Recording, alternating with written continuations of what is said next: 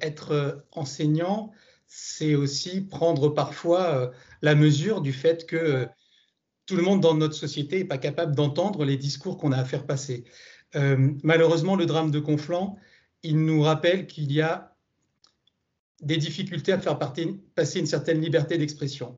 Les enseignants, depuis plusieurs années, ils voient aussi d'autres interpellations, par exemple de certaines personnes qui refusent d'entendre des cours sur certains chapitres, en sciences par exemple, qui refusent d'avoir certaines attitudes dans d'autres cours, en sport par exemple.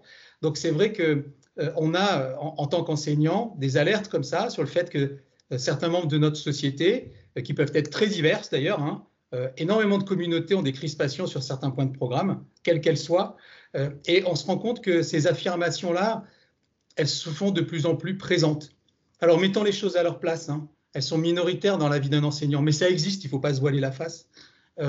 Pour faire face à ce genre de difficultés, parce que c'en est une, et les professeurs, quand ils ont choisi ce métier, ils n'avaient peut-être pas ces difficultés dans leur ligne de mire.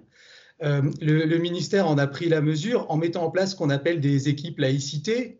Il existe notamment au mois d'octobre dernier, donc de manière toute récente, il y a eu un document qui a été actualisé qui s'appelle donc la charte de la laïcité à l'école, et qui est un document évidemment imparfait, mais qui a au moins l'avantage de faire aux enseignants en situation de difficulté de rapporter la réponse réglementaire qu'ils doivent apporter au fait qu'un élève ne veut pas entendre parler d'un cours. Ben, un élève n'a pas le droit de dire ça. Donc déjà, il y a une réponse réglementaire à apporter.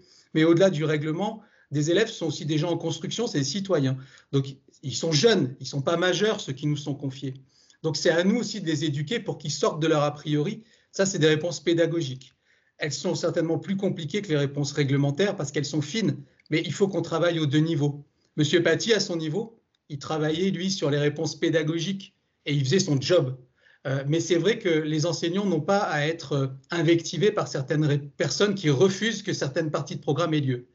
Le programme, c'est la société qui nous le demande, c'est la démocratie. On peut être pour ou contre les contenus, mais à partir du moment où ils existent, ils ont été votés, ils sont le reflet de la démocratie.